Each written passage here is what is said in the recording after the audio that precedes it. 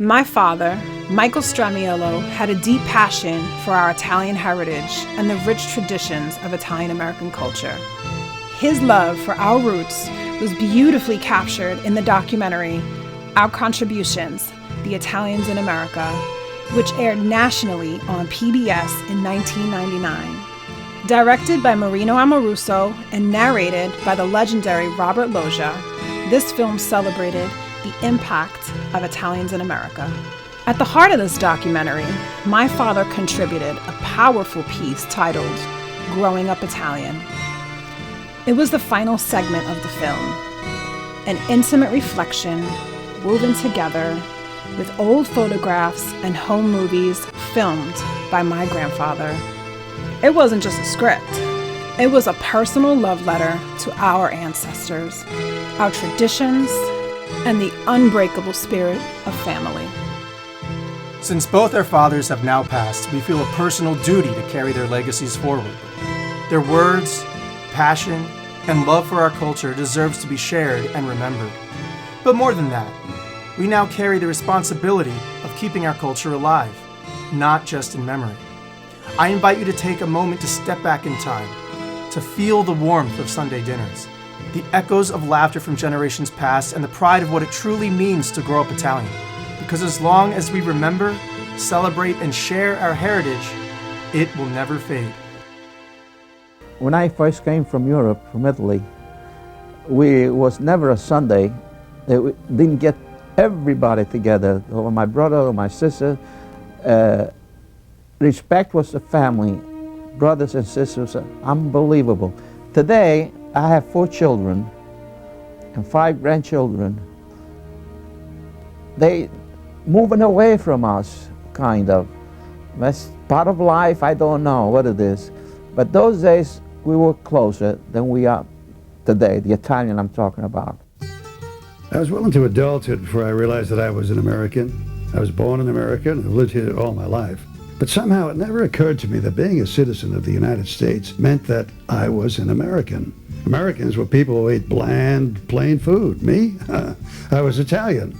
For me, as I am sure for most second-generation Italian-American kids who grew up in the 50s and 60s, there was a definite distinction drawn between us and them. We were Italians. Everybody else, the Irish, Germans, Polish, Jewish, they were the Americanes. There was no animosity involved in this distinction, no prejudice, no hard feelings. Just, well, you know, they were not like us. Our ways were different. Americans went to the supermarket to buy their food. What a waste.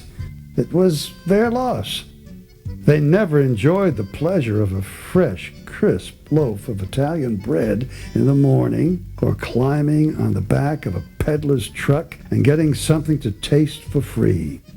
We had the bread man, the fruit man, the vegetable man, the fish man, who all came around our neighborhood. The Americanos didn't have peddlers in their neighborhoods. And when it came to the holidays, the American kids ate ham, turkey, Brussels sprouts, and stuffing. We Italians followed the American traditions, but added antipasto, stuffed artichokes, roasted peppers, stuffed mushrooms, lasagna, manicotti, ziti, and whatever else our parents thought was appropriate for the holiday. All of this was done in great abundance in case someone dropped in. Oh, God forbid there wasn't enough food for everybody to have numerous helpings. And on holidays, we feasted from 12 noon to at least 4 or 5 in the evening. The men sat at the table and the women served the food. On the floor next to the table was a gallon of red wine. The wine was poured into 6-ounce glasses that looked like jelly jars. After dinner came an assortment of fruits and nuts and homemade baked goods. Italians truly loved to romance food. Of course, Sunday was truly the big day of the week. That was the day you woke to the smell of garlic and onions frying in olive oil. On Sunday, we always ate macaroni and gravy. The Americanas called it pasta and sauce, but to Italians it was and always will be macaroni and gravy. On Sunday, you went to Mass early in the morning, and you couldn't eat before Mass because you had to receive communion. But after church, we always stopped at Grandma's house to have coffee and biscotta. When we left Grandma's house, we stopped at the bakery for fresh Italian bread. Somehow, by the time we got home, the end of the bread was always missing. When you got home, there were meatballs frying in the oil. Nothing tastes better than fried meatballs and crisp Italian bread dipped into a pot of gravy. There was another big difference between us and the Americanas. We had gardens. Not just flower gardens, but gardens where we grew tomatoes, basil, peppers, arugula, squash, and more tomatoes. Of course, our gardens thrived as they did because we had something else our American friends didn't have. We had grandmas. It's not that they didn't have grandmothers. It's just that their grandmothers didn't live in the same house, or on the same block, or in the same neighborhood. They visited their grandmothers. We lived with ours. And God forbid you didn't check in with Grandma at least once a day. I can still remember Grandma telling us about when she came to America on the boat, and how life was when they first arrived, and what it took to raise 4 boys and 4 girls in a small apartment. Of course, she told us all of this in her own version of Italian English, which we all learned to understand quite well. When my grandparents saved enough money, and no one could figure out how they did it, they bought a house. And that house served as the family headquarters for the next 30 years. I remember how much Grandma hated to leave that house. She would rather sit on the back porch and watch the garden grow.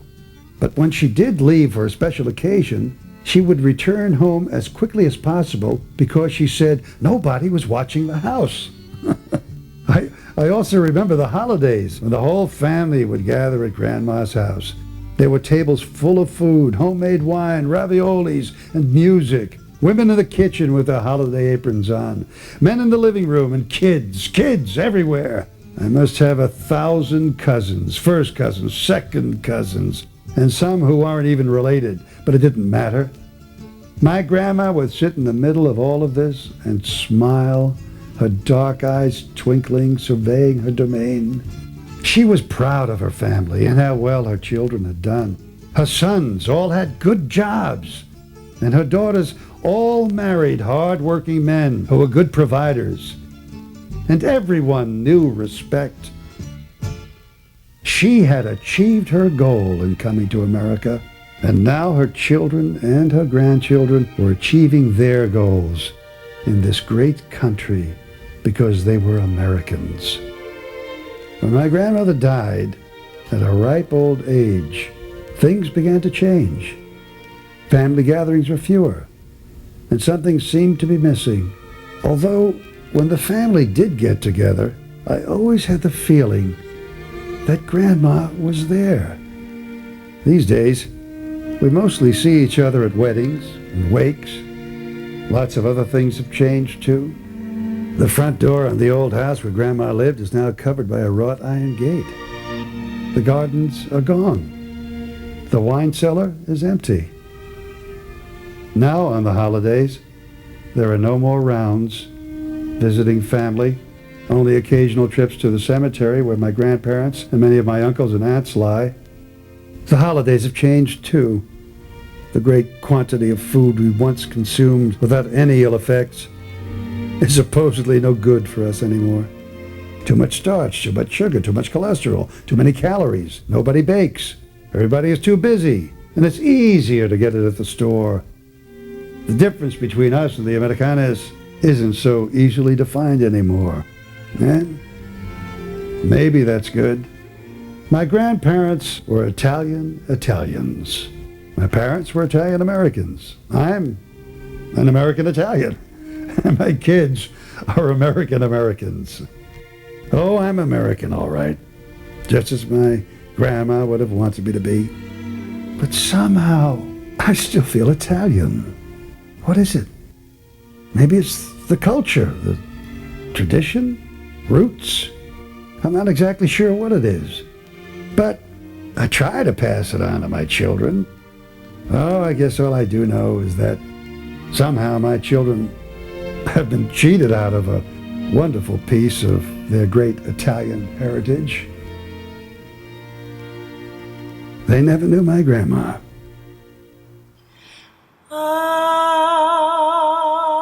Ave Maria,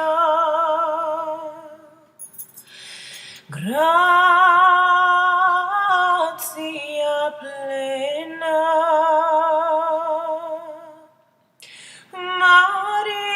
Maria, gratia plena,